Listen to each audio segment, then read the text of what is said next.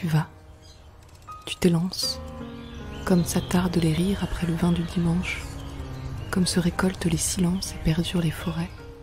Dérive, c'est une application pour smartphone, disponible gratuitement sur les deux stores. Le principe de cette application est le suivant: vous vivez une expérience poétique, visuelle et sonore en marchant. Et selon votre vitesse, mais aussi le moment de la journée, la saison, la température, l'environnement, votre expérience ne sera pas la même. Le concept est très original, il s'agit d'articuler le mouvement du corps et l'écriture. C'est une application open source qui est le fruit d'une collaboration entre des élèves ingénieurs de l'UTC, une poétesse Marine Riguet, un compositeur Hervé Zenouda et moi-même qui suis professeur à l'UTC et auteur numérique. Sur ce projet, je suis là en tant que designer sonore, donc je m'occupe de tout ce qui touche le son, donc la musique, les bruitages, les voix off. Après, comme c'était un travail très collaboratif, on mettait tous la main à la pâte, on va dire, on était tous sollicités sur la conception du projet. De mon côté, j'ai écrit les textes qui sont lisibles sur l'application et j'ai également été amenée ensuite à les enregistrer quand, dans un second temps, nous avons ensemble envisagé une version audio de l'application. Voilà, j'ai également prêté ma voix pour lire les différents textes et qu'ils puissent être entendus par l'utilisateur. Tout ce qui bouge au bord de toi, tout ce qui te rencontre.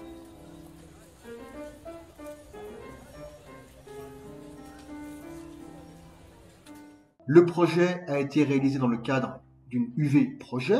J'implique en effet chaque semestre des étudiants de l'UTC dans des projets artistiques numériques en les faisant collaborer avec des artistes. Il est en effet important que les élèves ingénieurs développent leur créativité et cela passe notamment par la sensibilisation à des pratiques créatives, notamment artistiques. L'ingénieur qui est censé avant tout construire des usages peut également s'inspirer de gestes artistiques qui détournent des usages et inventent des possibles. C'est pas une application qu'on a l'habitude de développer. Souvent, les applications, ça va être des suites d'écran avec juste des remarques ou des tableaux ou des informations.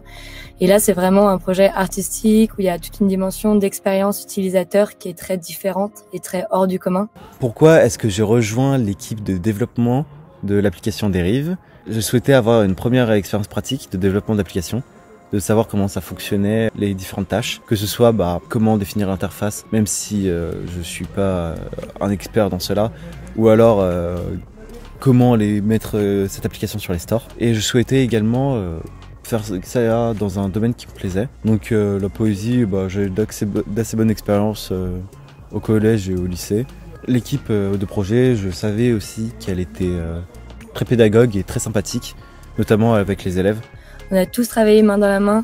Il y avait une équipe créatrice qui était composée d'une poétesse, de Serge Beauchardon, qui était le responsable du projet, et de Hervé, qui s'occupait des sons. Donc toute une équipe créatrice et l'équipe étudiante, plutôt équipe développeuse. Mais on travaillait main dans la main. En tant qu'étudiante, j'étais vraiment sur le développement de l'application, mais aussi sur la prise de décision quant aux nouvelles fonctionnalités ou comment rebondir sur un problème qu'on avait, trouver d'autres solutions. Alors, la différence avec un dispositif audiovisuel classique, c'est que ici on est dans un dispositif numérique interactif qui fait qu'en fait il n'y a pas un seul design sonore pour un parcours par exemple, mais il y a toute une série de parcours différents dans un même parcours. Il y a des notions de traitement aléatoire, il y a aussi toute une série d'informations qui sont captées de l'extérieur, la localisation, la vitesse de déplacement, l'heure, la météo,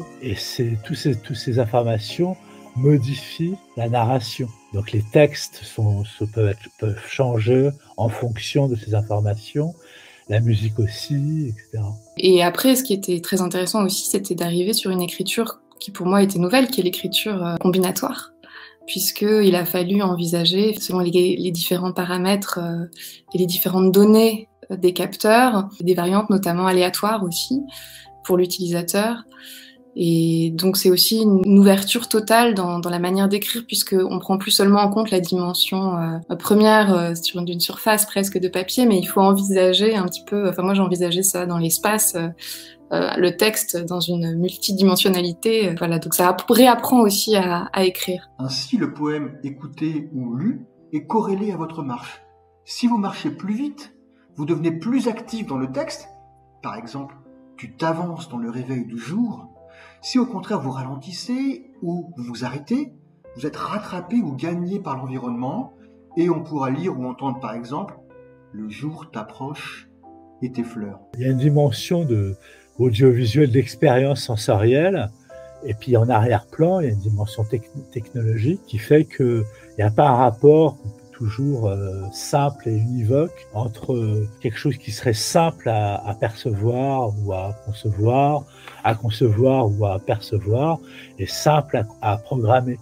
Il y a des choses qui paraissent compliquées, qui finalement sont très simples à faire en termes de programmation, d'autres qui me paraissent tout à fait simples, mais qui sont finalement beaucoup plus compliquées que ce qu'on pensait. J'ai réalisé une assez grande partie des fonctions, des algorithmes qui régissent le tirage au sort des musiques, puisqu'on ne va pas simplement tirer au hasard les musiques et les sons d'ambiance, puisque les deux se superposent. On va les tirer d'une certaine manière pour qu'ils s'harmonisent et qu'ils s'accordent également au moment de la journée de l'utilisateur et son milieu. On a tous cheminé ensemble et les textes ont été réélaborés à plusieurs reprises. J'ai été amenée à les réécrire, à les modifier, à modifier leur trame et leur conception même, selon aussi les réflexions des uns et des autres. C'est pour ça que c'est une écriture qui garde encore cette dimension auctoriale, dans la mesure où malgré tout j'ai signé ces textes, mais qui participe d'une élaboration qui est éminemment collaborative. Une poétesse n'a pas les mêmes visions qu'un ingénieur, elle n'a pas forcément les mêmes limites, donc ça permet aussi d'aller plus loin. Des choses qui, moi, me paraissaient irrationnelles, lui paraissaient rationnelles, donc ça permet aussi d'ouvrir son spectre et de voir plus loin que l'ingénieur. Donc c'était très enrichissant et vraiment des belles discussions. Du coup, chaque semaine, quand on terminait nos réunions, on avait de nouvelles tâches qui arrivaient. Chacun choisissait des tâches qui n'avaient pas forcément à voir avec ce qu'il avait l'habitude de faire. Au final, on a une vision globale très bonne, chacun de cette application. Donc ça a été un grand plus pour apprendre déjà ce qu'on ne peut pas apprendre en cours, donc apprendre quelque chose de différent, et moi je vais pouvoir l'appliquer dans mon milieu professionnel. Maintenant, je pense être capable de pouvoir développer de petites applications seul et peut-être participer au développement de plus grosses applications. Les étudiants nous apportent beaucoup, je pense, et ils ont des idées que moi je ne pourrais pas avoir, ils ont des compétences que je n'ai pas, et donc encore une fois, c'est des cheminements collaboratifs, et je pense que c'est des expériences qui sont très riches pour tous les partis.